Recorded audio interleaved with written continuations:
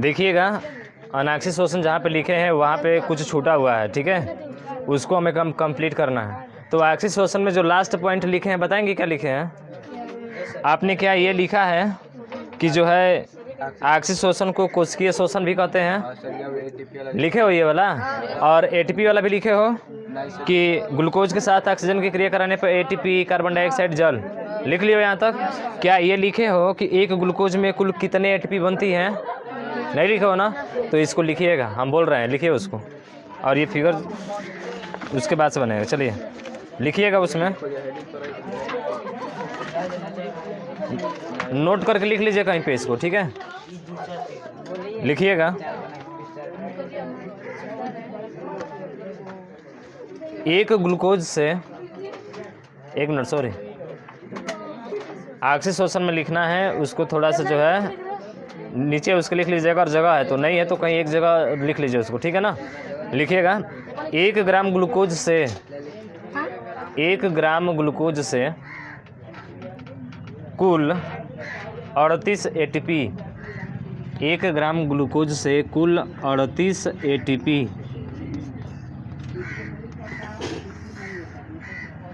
1 gram glucose से कुल 38 ATP बनती हैं,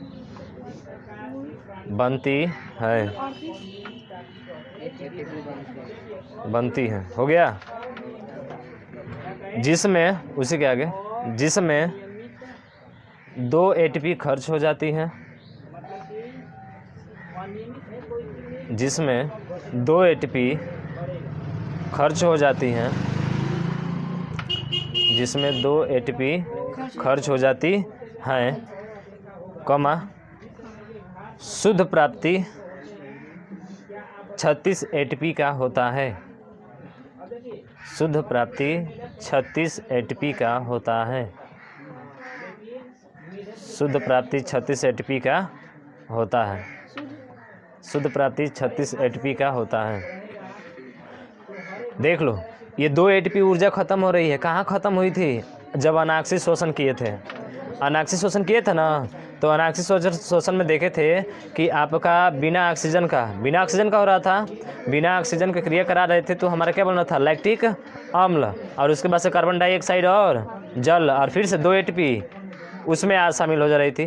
तो इसलिए कुल अगर शुद्ध रूप से पूछा जाए कि कितना एटीपी होता है तो 36 होता है। अगर इस तरह से पूछा जाए कि 1 ग्राम ग्लूकोज में कितने एटीपी होती हैं तो कितना बताएंगे? बट गधा कहीं का पढ़ा रहे होते हैं, बिना मतलब कब बकवास कर रहा है। ठीक है, समझ में आया ना? हाँ, 1 ग्राम ग्लूकोज में कितने एटीपी होता है? 38। अगर शुद्ध बोला जाए तो 36। 2 एटीपी कहाँ चला जाता है? अनाक्षी शोषण में। 2 एटीपी कहाँ चला जाता है? अनाक्षी शोषण में। क्लियर है इतना? हाँ, उसके बाद से फिर नीचे एक चीज़ देखना है कि 1 एटीपी में जो है कितने कैलोरी ऊर्जा मिलती है, कितने किलो कैलोरी ऊर्जा मिलती है। तो इसको भी नोट डाल के नीचे लिखिएगा। 1 एटीपी में 7.3 किलो कैलोरी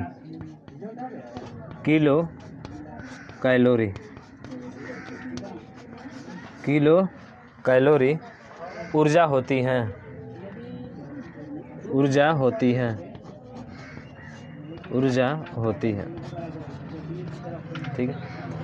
1 एटीपी में जो है 7.3 किलो कैलोरी ऊर्जा होती है। समझ में आ रहा है? कोई दिक्कत है?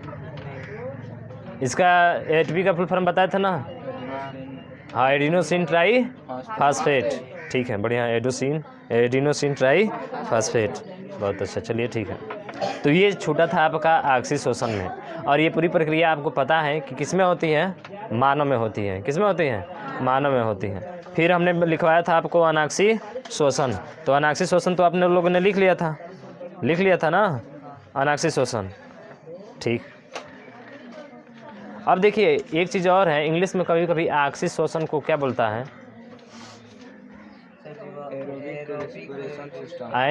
एरोबिक रेस्पिरेशन बोलते हैं ना, रेस्पिरेटरी एरोबिक रेस्पिरेटरी होता है, लेकिन इसको कभी कभी जो है हिंदी में भी देता है, और इसको हिंदी में हम लोग बोलते हैं वायवी श्वसन। क्या बोलते हैं? वायवी। क्या बोलते हैं जी? वायवी श्वसन। वायवी श्वसन का मतलब होता है वही जिसको हम लोग बोल रहे थे क्या? ऑक्सी श्वसन। क्या बोल रहे थे इसको? ऑक्सी श्वसन। ध्यान रखना, वायवी, हाँ वायवीय, ठीक है। क्या बोलते हैं? वायवीय श्वसन, ठीक है ना। तो इसको बोलते हैं ऑक्सी श्वसन। और जो अनाक्सी श्वसन था, एनाएरोबिक रेस्पिरेटरी था आपका, ठीक है, रेस्पिरेशन था, वो था आपका अवायवी। क्या? अवायवी, हाँ अवायवी, ठीक है, ये है। तो कभी कभी इसका हिंदी और इंग्लिश ध्यान रखना, कभी कभी हिंदी इंग्लिश को जो है इंग्लिश में ही पूछ लेता है, कभी कभी इंग्लिश को किस में पूछता है? हिंदी में भी पूछ लेता है, ठीक है ना। तो इसको थोड़ा सा हमको ध्यान देना है। तो ये हो गया आपका, ठीक है, ये हो गया। हमने अनाक्सी श्वसन के बारे में पूरा लिखवा दिया था। ग्लूकोज किसकी मतलब उपस्थिति में टूटता है? इन्वर्टेज एंजाइम की उपस्थिति में ना। किस में टूटता है? एल्कोहल, कार्बन डाइऑक्साइड, जल, और उसके बाद से 2 ATP। 2 ATP यहीं पे ना खर्च होती है, हाँ, इसलिए इसको ध्यान रखना। अब देखिए इसके बारे में बात करें तो सबसे शुरुआती जो है वो आपका लेरिंग्स, जिसको क्या बोलते हैं हम लोग? कंठ। तो कभी कभी इंग्लिश में भी नाम देता है इसका सीधा लेरिंग्स। क्या होता है? कंठ के बारे में बात करेंगे। फिर बात करेंगे हम लोग ट्रेकिया, जिसको क्या बोलते हैं? श्वास नली। ट्रेकिया को क्या कहा जाता है? श्वास नली। ट्रेकिया क्या कहलाएगी? श्वास नली। अरे कहाँ ध्यान है? क्या चाहते हो तुम लोग जी? अब रुको, लगता है कुछ लेकर आना पड़ेगा, एक गेंद लेकर आना पड़ेगा। गेंद को ऐसे कपार पर थ्रो करेंगे फिर हमारे पास आ जाएगी ना। गेंद लाना पड़ेगा थ्रो करने के लिए, तुम लोगों के सर के ऊपर, तुम लोग का ध्यान इधर आकर्षित करने के लिए। नहीं तो तुम लोग का ध्यान कहीं और ही आकर्षित हो रहा है। श्वास नाली होता है, उसके बाद से ये लंग्स, जिसको हम लोग क्या बोलते हैं? फेफड़ा। लंग्स जिसको क्या कहा जाता है? फेफड़ा कहा जाता है, ठीक है। इसको हटा देते हैं यहाँ से, फेफड़ा। और उसके बाद से जो है ये भी ख़त्म कर दो इसको। और ये जो होता है, ये जो दिख रही है ये वाली, इसको क्या बोलते हैं हम लोग? शाखाएं, जिसको ब्रोकिट बोलते हैं हम लोग। क्या बोलते हैं इसे? ब्रोकिट। और उसके बाद से ये भी तो लंग्स ही होगा आपका। और ये जो देख रहे हो ऐसी संरचना जो अंगूर के गुच्छे की तरह है। किसकी तरह है जी? ये अंगूर के गुच्छे की तरह। और इस अंगूर के गुच्छे की तरह है जो, इसको बोलते हैं एल्विलाई कोसेल। Alveoli cell. एल्विलाई सेल का मतलब क्या होता है? एल्विलाई कोशिका, या इसी को बोलता है वायु कोशिका। क्या बोलता है? वायु कोशिका। इसी को वायु कोशिका बोले, या इसी को क्या बोले? कोशिका भी बोले। तो कभी कभी डायरेक्ट इंग्लिश नाम भी दे देता है यहाँ से, समझ रहा है ना, इंग्लिश नाम भी दे देता है। इसलिए हमने इसका इंग्लिश और हिंदी दोनों लिखा, ताकि यहाँ पे क्या होगी, आपको समझने में आसानी होगी। ठीक है, अब देखिएगा, हाँ कोशिका, ये दिखाई नहीं दे रहा, ठीक है, हो गया। अब देखिएगा इसके आगे हम बात करें कि जब हम लोग शोषण करते हैं तो शोषण करते टाइम पे दो प्रकार का शोषण होता है। एक होता है आपका अंतः शोषण और एक होता है बाह्य शोषण। अंतः शोषण मतलब बाहर से हवा को अपने अंदर लेना, हाँ लंग्स से अंदर जो है प्रवेश करना है, यानी कि फेफड़े के अंदर हमारा क्या होता है, प्रवेश करता है ना। तो एक वो होता है, तो दो होते हैं आपके, एक होता है आपका अंतः शोषण और दूसरा होता है बाह्य शोषण, यानी कि बाहर की तरफ सांस लेते तो सांस छोड़ते भी तो है ना। हाँ, तो ये दो चीज़ें होती हैं। इन दो चीज़ों के बारे में हमें जानना है। तो आपको पता होना चाहिए कि वायुमंडल में कौन कौन सी गैसें होती हैं। बोलिए, वायुमंडल की बात करें हम लोग, किसके बारे में, वायुमंडल की, ठीक है। तो वायुमंडल में कौन कौन सी गैसें होती है जी। वायुमंडल यहाँ सीधा यहाँ पे लिख सकते हैं आप, जो हमारा पर्यावरण है, इस पर्यावरण में कौन कौन सी गैसें पाई जाती हैं। तो आपको पता होगा नाइट्रोजन, उसके बाद से ऑक्सीजन, उसके बाद से कार्बन डाइऑक्साइड, यानी कि नाइट्रोजन, ऑक्सीजन और फिर क्या होता है, कार्बन डाइऑक्साइड होता है, ठीक है। ये अदर तो जो भी होंगे, मेन तीन यही होते हैं ना आपके, हाँ मेन यही तीन होते हैं। इन तीनों के बारे में हमें जानना है। तो जब हम लोग श्वसन करते हैं, यानी कि जब हम लोग सांस लेते हैं, तो सांस लेते समय में ऑक्सीजन भी होता है, उसके बाद से आपका नाइट्रोजन भी होता है, जिसको O2, इसको N2 बोलते हैं, और इसको क्या बोलते हैं, O2, और ये क्या हो जाएगा, CO2। ये तीन जो है पर्यावरण में मुख्य रूप से पाई जाती है। आपको पता होना चाहिए कितने % पाई जाती है, पता है कितना % पाया जाता है।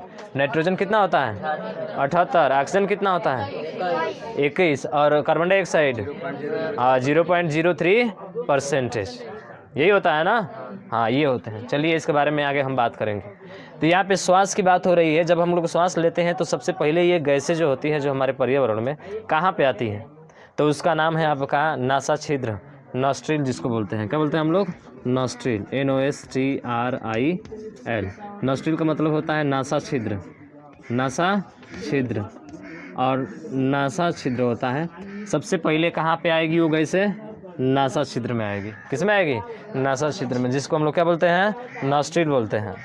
ठीक है, क्या बोलते हैं इसको? नॉस्ट्रिल बोलते हैं। इसी को नासा द्वार बोलते हैं। अरे नासा द्वार मतलब ये ना होगा पहला वाला इधर भाग और इधर वाला एक भाग। कितने भाग हो गए इसके? 2, एक इधर वाला और एक इधर वाला।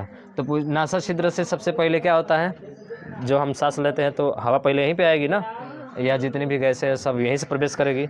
नासा छिद्र के बाद से, अब नासा छिद्र के बाद से ये जो है आता है कहाँ पे आएगा आपका? बताइए। नासा छिद्र से कहाँ आएगा? ये आएगा आपके नाक में। अरे नासा छिद्र के बाद सब नाक में ना प्रवेश करेगा, तो उसके बाद से आएगा नॉइज़ में। इसको मिटाते हैं थोड़ा सा हम, ठीक है। तो अब कहाँ पे आएगा? सर नोज में आएगा। नोज बोले तो क्या? नाक, ठीक है। अब नाक में एक कोई जो है, नाक में एक ग्रंथि होती है। नाक में क्या होती है? ग्रंथि। जैसे लार में बताया था ना, ग्रंथि हो रही थी, 3 थी आपकी, पता है ना, सबसे बड़ी और सबसे छोटी उसी में थी। तो उसी तरह से नाक में एक हमारी ग्रंथि होती है जिसका नाम है बोमेस ग्रंथि। क्या नाम है इसका? बोमेस ग्रंथि। इसमें एक जो है ग्रंथि पाई जाती है जिसका नाम है क्या? बोमेस ग्रंथि, बोमेस ग्रंथि। अब ये क्या होता है बोमेस ग्रंथि? तो ये बोमेस ग्रंथि जो होता है तेलीय पदार्थ होता है। तेलीय पदार्थ में तो समझते हैं, देखते हैं बहुत लोगों की नाक में जो है उंगली लगा होता है नाक में उंगली लगाते हैं, हमारे उसको गोलाई पारने लगते हैं ठीक है। तो गोलाई पार कर अक्सर देखा जाए तो रजाई पे सोए रहते हैं, उसी में चिपका देते हैं ठीक है। तो जो है ध्यान रखिएगा। अरे ये तो काम मोदी जी भी करते हैं ना, नहीं कोई भी करता है, ज़्यादातर देखा जाए ना तो देखना वैसे करेंगे, नाक में लगाएंगे हाथ अपना, मार गोलाई पारने लगेंगे और पार को ले जाए कहीं चिपका देंगे उसको, ठीक है तो उसी को बोलते हैं क्या? बोमेस ग्रंथि। वही बोमेस ग्रंथि होती है। मतलब ध्यान रखिएगा, जो वातावरण में जितने भी धूल कण होते हैं, ऐ नो बकवास बिना मतलब बकवास काहे कर रही है, तो सुनिएगा ज़रा। अब क्या होगा कि जितने भी धूल कण आते हैं ना हमारे, तो अगर ये नहीं होता, ये बोमेस ग्रंथि आपकी नहीं होती, तो ये सारे जितने भी धूल कण हैं वो सारे आपके डायरेक्ट अंदर चले जाते हैं। इसलिए उसको वहीं पे क्या कर देता है? रोक देता है, यानी कि सफाई करने का काम भी करता है एक तरह से। ये जो ग्रंथि होती है उसी में आकर सट जाती है और उसी को हमको निकाल कर उसका संस्कार कर देते हैं, दाह संस्कार कर देते हैं, ठीक है। तो ये चीज़ें है, इसी को बोलते हैं बोमेस ग्रंथि। ये बोमेस ग्रंथि क्या होती है? तेलीय पदार्थ का श्रावण करती है। क्या करती है जी? ध्यान रखिएगा, तेलीय पदार्थ का क्या करना? हाँ, तेलीय पदार्थ का श्रावण करना, तेलीय पदार्थ का श्रावण करना। तो तेलीय पदार्थ का श्रावण करने का काम किसका होता है? बोमेस ग्रंथि का होता है। किसका होता है? बोमेस ग्रंथि का होता है। बताइए, बोमेस ग्रंथि समझ में आया? यानी कि धूल अंदर न जा पाए, और धूल अंदर न जा पाए उसके लिए हमारे नाक में एक ग्रंथि पाई जाती है जिसका नाम क्या है? बोमेस ग्रंथि। और ये बोमेस ग्रंथि कैसी होती है? तेलीय पदार्थ होता है। कैसा होता है? तेलीय पदार्थ होता है। समझ गए? ठीक है, चलिए नाक तक पहुंच गए। अब नाक के बाद से क्या आएगा हमारा? नाक के बाद से हमने छोड़ दिया है क्या एक चीज़, ठीक है। हाँ, नाक के बाद से अब ये आएगा हमारे ग्रसनी में। किस में आएगा जी? ग्रसनी में आएगा। अब ग्रसनी आप जानते हैं मुख के बाद से स्थान होता है तो किसका होता है? ग्रसनी का ही होता है। और इसी ग्रसनी में आप जब पूरा मुंह खोलोगे ना तो उसके अंदर एक वाल, मतलब एक जो है इतना छोटा सा दिखेगा, एक इधर की तरफ खुला होगा और एक इधर की तरफ खुला होगा। मतलब कि 2 पाइप वहाँ से गुजरती है ग्रसनी के यहाँ से, हमारे यहाँ से, ठीक है। मुख से ऐसे जाएगी, अंदर देखेंगे यहाँ पे जो है वाल जैसा होता है, पतला सा होता है। देखना पूरा जब अटकता है ना, जहाँ अटकता है जाकर आपका, तो वहाँ पे 2 नलियाँ होती है, एक इधर होती है और एक इधर होती है। तो वहाँ पे जो छोटा सा भाग दिखता है उसको बोलते हैं एपीग्लॉटिस। क्या बोलते हैं उसको? एपीग्लॉटिस। तो इसमें एक भाग होता है जिसका नाम है एपीग्लॉटिस। हाँ, ये होता है एपीग्लॉटिस। और एपीग्लॉटिस क्या करता है कि जो भोजन एक बार अंदर गया तो उस भोजन को नाक की तरफ न आने देना, उसी का काम होता है। और कभी कभी ऐसा होता है कि सरक जाता है ना, तो खाना खा रहे होते हैं भले नाक पड़े आ जाता है, तुरंत आ जाता है ना, तो कभी फेंक देता है यहाँ पे। ठीक है, तो ये उसी के लिए स्पेशल लगा है कि भोजन जब हम ग्रहण करें तो अंदर जाए सीधा, ये बाहर की तरफ न, या श्वास नली में कभी प्रवेश न करे। श्वास नली में प्रवेश करेगा तो हमको परेशानियाँ झेलनी पड़ेगी, समझ रहे हो ना, क्या झेलना पड़ेगा, परेशानियाँ। तुम कौन सा परेशानी झेल रहे हो गधा, ऐसे ऐसे परेशानी सो कर परेशानी झेल रहा है, परेशानी है क्या कौन हो? तो यहाँ पे पढ़ा रहे हैं तो देखो, इसको नींद आ रही है। हाँ जा, नहीं मुँह नहीं धोना, कैमरा चल रहा है यहाँ पे। ग्रसनी जिसको क्या बोलते हैं, एपिग्लोटिस, उसके अंदर होती है, जो भोजन को श्वास नली में जाने से क्या करती हैं, रोकती हैं, तो एपिग्लोटिस। तो ध्यान रखिएगा इसको। इसको हम लोग दरवाज़ा भी बोलते हैं। क्या होता है ये, दरवाज़ा होता है। इसी को कंठ छद भी बोलते हैं। क्या बोलते हैं इसको, कंठ छद, हिंदी में इसको, ठीक है, हिंदी में इसको क्या बोलते हैं, कंठ छद। इसको हिंदी में कंठ छद बोला जाता है। तो ये भी कभी कभी हिंदी वर्जन भी इसका दे देता है, तो इसको भी आपको ध्यान रखना है। अब आ गए हम लोग ग्रसनी के यहाँ। ग्रसनी के बाद से अब किस में जाएंगे, लैरिंग्स। कौन सा, कंठ, लैरिंग्स में। यानी कि अब जाएंगे हम कहाँ पे बताइए, कंठ में जाएंगे। अब जो आ गए हम कहाँ पे आ गए, कंठ में आ गए, लैरिंग्स में आ गए। तो कभी कभी इंग्लिश भी पूछता है, इसको भी ध्यान रखना हमको। लैरिंग्स कंठ होता है, जो हम कंठ से क्या निकलती है, आवाज़। अरे आवाज़ ही ना बनता है, तो सबसे पहले पूछा जाए कि बताइए जो आवाज़ बनती है मनुष्य में वो कहाँ पे बनती है, कंठ में बनती है, लैरिंग्स में बनती है। किस में बनती है, लैरिंग्स में बनती है। लेकिन यही पूछा जाए कि बताइए चिड़िया में कहाँ पे आवाज़ बनती है, चिड़िया में कहाँ पे आवाज़ बनती है, चिड़िया जो बोलती है, चींचू बोलती है ठीक है, बताइए उसकी आवाज़ कहाँ से बनती है। इसके भी बारे में हम लोग बात करेंगे आगे, ठीक है। पहले यहाँ पे देखिए, तो कंठ जहाँ पे आवाज़ क्या होता है, बनता है, जिसको लैरिंग्स बोलते हैं, या हिंदी में इसको बोलते हैं स्वर यंत्र। क्या बोलते हैं, स्वर यंत्र। तो ध्यान रखिएगा, स्वर यंत्र, इसको क्या बोला जाता है, स्वर यंत्र। कंठ को ही स्वर यंत्र भी कहा जाता है। ठीक है, यहाँ तक समझ में आया। डायग्राम ऊपर से नीचे आ रहे हैं, ऐसे होना चाहिए याद, समझ में आ रहा है ना। हाँ, तो अब आ गए हम लोग कहाँ पे, कंठ पे आ गए। अब कंठ के बाद से कहाँ पे आएंगे बताइए, ट्रैकिया में आएंगे, श्वास नली में आएंगे।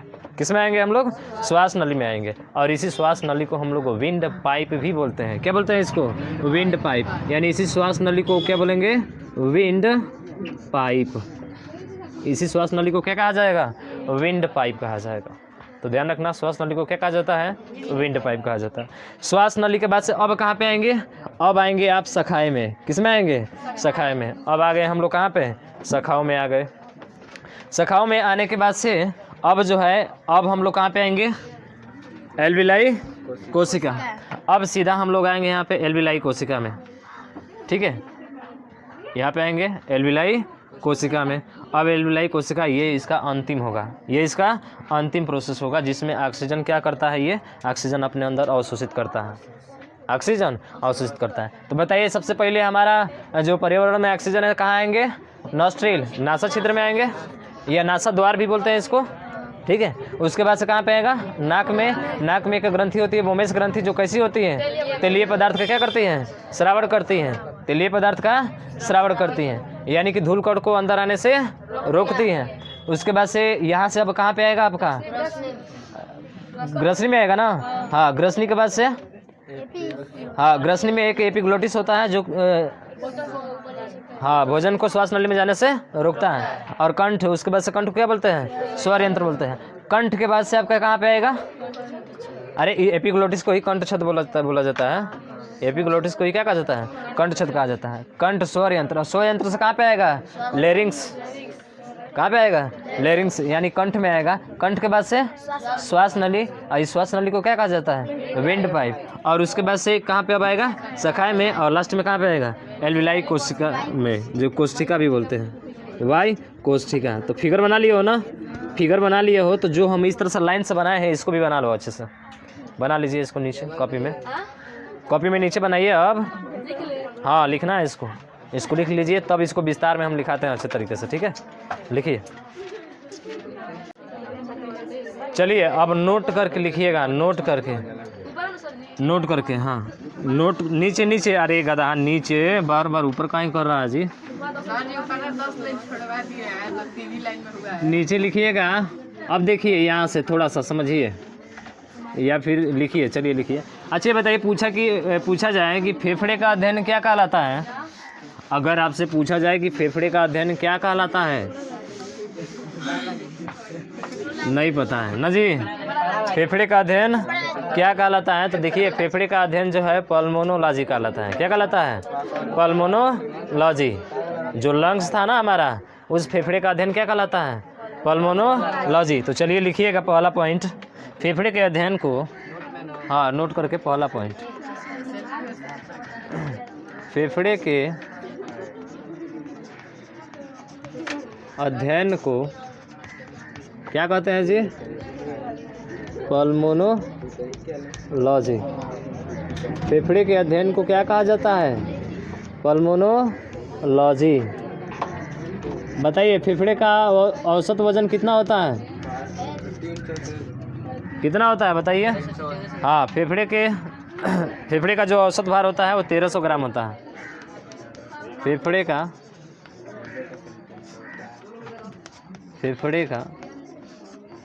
औसत भार कितना होता है? 1300 ग्राम होता है। पूछा जाए कि फेफड़े का औसत भार कितना होता है तो क्या बताएंगे? 1300 ग्राम। अगला पॉइंट, अब बताइए फेफड़े के बाहर एक झिल्ली होती है जिसे प्लूरा की झिल्ली कहते हैं हम लोग, ठीक है? क्या कहते हैं उसे? प्लूरा। तो फेफड़े के बाहरी सतह पर, फेफड़े के बाहरी सतह पर, हाँ फेफड़े के बाहरी सतह पर प्लूरा की झिल्ली पाई जाती है। प्लूरा, ध्यान रखिएगा, प्लूरा की झिल्ली पाई जाती है। प्लूरा की झिल्ली पाई जाती है, झिल्ली पाई जाती है। अगला पॉइंट है, हम 1 मिनट में कितनी बार सांस लेते हैं जी? बट हम 1 मिनट में, हाँ हम 1 मिनट में, हम 1 मिनट में 12 से 15 बार सांस लेते हैं। 12 से 15 बार श्वास लेते हैं। अरे वो धड़कने वाला तुम बता रहे हो, तो धड़कने वाला नहीं, ये धड़कने वाला नहीं है भैया, हार्ट की बात नहीं कर रहे हैं हम, ठीक है? कि आपका हार्ट धड़केगा। हाँ, कहाँ पे सीली? झिल्ली की जगह सीली लिखे हैं। एक गधा, झिल्ली है लेकिन तुम लोग को सीली दिखाई दे रहा है। सुनाई तो झिल्ली दे रहा है ना, सुनाई तो झिल्ली दे रहा है ना। तुम लोग जो है इतने गधे इंसान हो, थोड़ी सी भी समझ तुम लोग के अंदर नहीं है, ठीक है ना? तो अंतः श्वसन में जितने भी है आपके वो सब हो जाएंगे। वायु श्वसन में ये 17% हो जाता है, जो 4% बचता है वो कहाँ चला जाता है? कार्बन डाइऑक्साइड में। और 78% आपका नाइट्रोजन, दोनों में सेम रहता है। केवल ये चेंज होता है, कौन सा? ऑक्सीजन और कार्बन डाइऑक्साइड, ठीक है? ये हो गया इतना। अब देखिए पूछा जाता है कभी कभी कि बताइए जो मानव जो है किससे सांस लेता है? जंतु और उसके बाद से श्वसन अंग होता है ना। एक जंतु होता है और उसका श्वसन अंग होता है कि नहीं होता है? जैसे मानव का लंग्स है, फेफड़ा है। मानव का श्वसन तंत्र कौन सा है? हाँ फेफड़ा है। श्वसन अंग आपका फेफड़ा है हमारा, जो भी बनाए थे। फेफड़े को अध्ययन को क्या कहा जाता है? हाँ पल्मोनोलॉजी, ठीक है? अब देखिएगा वैसे ही पूछा जाए मछली का क्या होता है? गिल्स, गलफड़ा। मछली गलफड़े के द्वारा क्या करती हैं? सांस लेती हैं, ठीक है? उसके बाद से बात किया जाए मेढक। मेढक का क्या होता है? देखिए मेढक का त्वचा भी होता है और उसका क्या बोलते हैं? फेफड़ा भी होता है। यानी कि त्वचा और फेफड़ा दोनों होता है। स्किन एंड लंग्स दोनों आपके होते हैं। ज़्यादातर मुख्य रूप से देखा जाए तो उसका त्वचा ही होता है। क्या होता है उसका? त्वचा ही होता है। फेफड़ा बहुत ही कम मात्रा में करता है वो यूज, ठीक है ना? लेकिन दोनों होते हैं, स्किन और उसके बाद से लंग्स, यानी कि त्वचा और फेफड़ा दोनों होता है। उसी तरह से बात करें हम लोग डायफ्राम। डायफ्राम का वक्ष गुहा होता है। डायफ्राम का क्या होता है? वक्ष गुहा होता है। उसी तरह से मछली को देखिए, मछली का तो गिल्स आपने बोल दिया, गलफड़ा होता है ना। हाँ, मछली को एक और नाम देते हैं, वो होता है क्लोम। क्लोम या क्या होता है? गिल्स, या इसी को क्या बोलते हैं? गलफड़ा ही होता है ना, जो देखोगे मछली के जो बाहर की तरफ, हाँ रेड रेड जैसा दिखता है वो, तो वही होता है। तो इस तरह से पूछा जाता है हमसे। अगर पूछा जाए कॉकरोच या कीड़े मकोड़े का बताइए क्या होता है? कॉकरोच देखे हैं ना, कॉकरोच या जितने भी कीड़े मकोड़े होते हैं उनका बताइए, उनका श्वसन अंग कौन सा होगा? पता है श्वसन अंग? नहीं, एक नाम आएगा ट्रेकिया। नाम क्या होता है इनका? ट्रेकिया होता है, जिसे श्वास नली बोलते हैं, या इसी को हम लोग श्वास रंध्र भी बोलते हैं। क्या बोलते हैं? श्वास रंध्र। तो चलिए एक तरफ लिखिएगा जंतु और दूसरी तरफ लिखिएगा श्वसन अंग। एक तरफ लिखिए जंतु और दूसरी तरफ श्वसन अंग। श्वसन अंग तो लिखिएगा यहाँ पे। बात करें मानव, मानव का क्या होता है? देखिए मानव हो गया, मानव के साथ अगर लिया जाए तो आप सांप मगरमच्छ, सांप भी हो जाएगा, मगरमच्छ भी हो जाएगा, सांप हो गए, मगरमच्छ हो गए, ये सभी किससे सांस लेते हैं? फेफड़े से। किससे लेते हैं जी? फेफड़े से लेते हैं। ठीक है, ये सभी सांस किससे लेते हैं? आपके फेफड़े से लेते हैं। ठीक है ना। और उसके बाद से एक और चीज़ है, ब्लू व्हेल का नाम सुने हैं? हाँ, ये भी जो है किससे लेती हैं? हाँ, फेफड़ों से ही लेती है। अब ये मत समझना है कि जो डॉल्फिन है वो आपकी मछली है। वो कौन सी है? स्तनधारी है। क्या है मछली? स्तनधारी है। समझ रहे हो ना? हाँ, इसका थोड़ा ध्यान रखना, स्तनधारी। तो मानव सांप मछली किससे सांस लेते हैं? ये लोग फेफड़े से लेते हैं। किससे लेते हैं? फेफड़े से लेते हैं।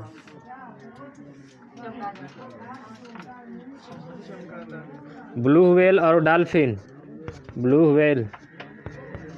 व्हेल और डॉल्फिन, ये भी दोनों किससे लेते हैं? आपके फेफड़े से ही लेते हैं। ये दोनों भी फेफड़े से ही लेते हैं। ठीक है। उसके बाद से पक्षी, पक्षी लिखवा दिए? नहीं, इसी में पक्षी भी शामिल कर लीजिएगा, इसी में पक्षी भी शामिल कर लीजिएगा। ठीक है, पक्षी भी इसी में शामिल कर लीजिएगा। पक्षी भी फेफड़े से ही सांस लेती है। कीड़े मकोड़े, कीड़े मकोड़े, ठीक है, कीड़े मकोड़े जो होते हैं, कीड़े मकोड़े बोले, या इसी को क्या बोलते हैं हम लोग? कॉकरोच। इनका श्वसन अंग क्या होगा? तो ट्रेकिया होता है, जिसे श्वास नाली बोलते हैं। क्या बोलते हैं जी? बना था ना वहाँ पे ट्रेकिया, जिसको क्या बोलते हैं? इसको श्वास नली कहा जाता है। और इसी श्वास नली को हम लोग एक और नाम देते हैं, जिसका नाम है श्वास रंध्र। इसी को क्या बोला जाता है? श्वास रंध्र। श्वास रंध्र दिख रहा है भाई? नहीं दिख रहा है। श्वास रंध्र, ठीक है, इसी को क्या कहा जाता है? श्वास रंध्र भी कहा जाता है। इसी को श्वास रंध्र भी बोलते हैं, श्वास रंध्र। ध्यान रखना, नाम इसके कई नाम हो जा रहे हैं। ठीक है ना, नाम को ध्यान रखना है। श्वास रंध्र भी कहा जाता है। अब बात किया जाए मछली में, तो मछली में लिख लेंगे, मछली में क्या होता है? गिल्स, गलफड़े। मछली में क्या होता है? गिल्स या गलफड़े। मछली की बात करें तो मछली जल की रानी है, जीवन उसका पानी है। हाँ,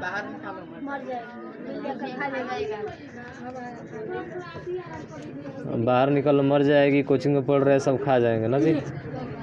कोचिंग में सभी लोग खाते हैं मछली? मछली नहीं खाते हैं? खाना चाहिए यार, प्रोटीन विटामिन ज़्यादा मिलती है ना उससे, विटामिन जल्दी मिलता है। उसके तेल होता है ना, उससे आँखों की क्या बढ़ती है? रोशनी बढ़ती है। ध्यान रखिएगा। तो आँखों की रोशनी को तेज़ करना है तो मछली का तेल पीजिए खूब है। ठीक है, चलिए। मकड़ी का लिखिएगा, मकड़ी। मकड़ी का होता है बुक लंग्स, बुक लंग्स होता है। मकड़ी का क्या होता है? मकड़ी का हो गया? मछली के महल ही।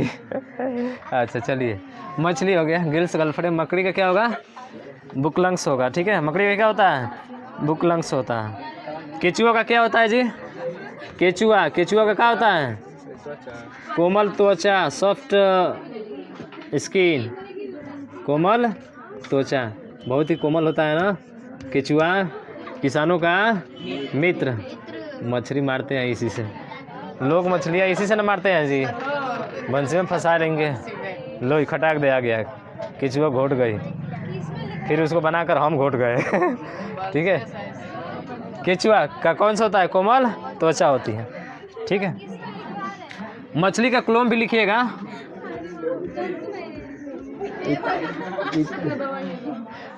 हाँ पगली, जंतु में है यह, जंतु है और उसके बाद से उसका श्वसन अंग है। ठीक है, हाँ जी, ऊपर वाला, नीचे वाला के ऊपर वाला शामिल है उसमें, मेरा मतलब। चलिए क्लोम भी बोलते हैं उसको, लिखिएगा इसमें डायफ्राम लिखिएगा, डायफ्राम लिखवा दिए हैं नहीं, डायफ्राम लिखिएगा। डायफ्राम का जो होता है वो होता है वक्ष गुदा, वक्ष, हाँ वक्ष गुदा डायफ्राम का। हाँ, श्वसन का जो माध्यम होता है वक्ष गुहा होता है, डायफ्राम में श्वसन का माध्यम। देखिएगा ये श्वसन का क्या है जी, श्वसन का माध्यम है, तो ध्यान रखिएगा।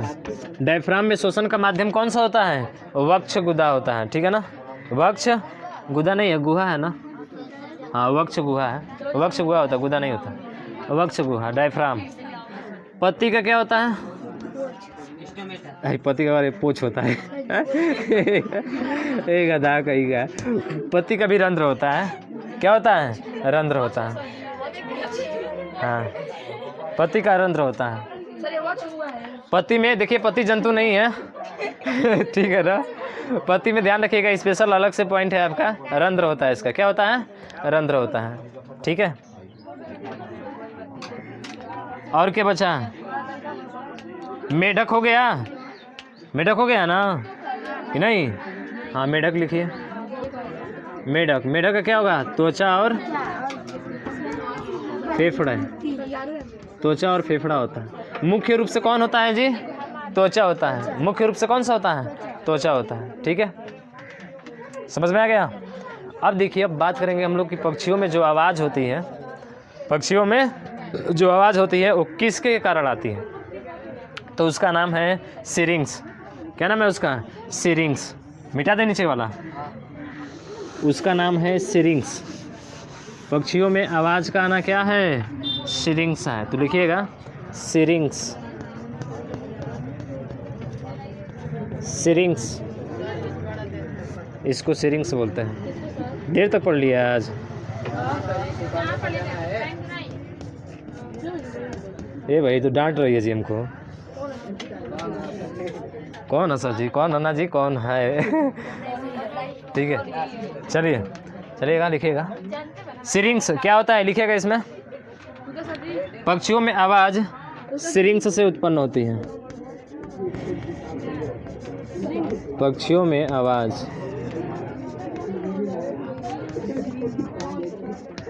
सिरिंग्स, पक्षियों में आवाज़ सिरिंग्स से क्या होती है, उत्पन्न होती है, उत्पन्न होती है। पक्षियों में आवाज़ किससे उत्पन्न होती है जी, सिरिंग्स से होती है। किससे होती है, सिरिंग्स से होती है। ठीक है,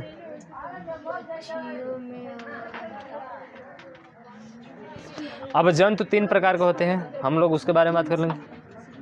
ऊपर मिटा दे, ऊपर वाला है, ऊपर वाला पूरा मिटा दे। चलो, ये लास्ट पॉइंट है आपका, लेकिन अभी भी कुछ पॉइंट बचेंगे, उसको भी लिखवा देंगे आपको। ठीक है, लिखिएगा, तीन प्रकार के जंतु होते हैं, तीन प्रकार के जंतु, तीन प्रकार के जंतु होते हैं। ठीक है ना, पहला जो है जिसका नाम है अमोनोटिलिक, पहला नाम क्या है, अमोनोटिलिक, अमोनोटिलिक। दूसरा आता है वो है आपका यूरिकोटिलिक, यूरिकोटिलिक, इंग्लिश और हिंदी दोनों इसका सेम है। तीसरा आता है वो है आपका यूरियोटेलिक,